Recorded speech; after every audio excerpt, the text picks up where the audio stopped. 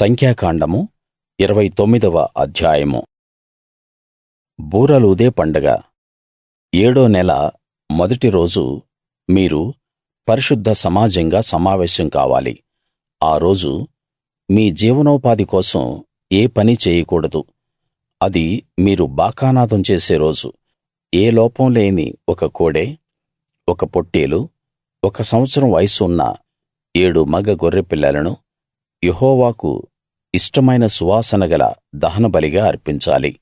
వాటి వాటి పద్ధతి ప్రకారం దహనబలిని, దాని నైవేద్యాన్ని, వాటి పానార్పణలు అర్పించాలి.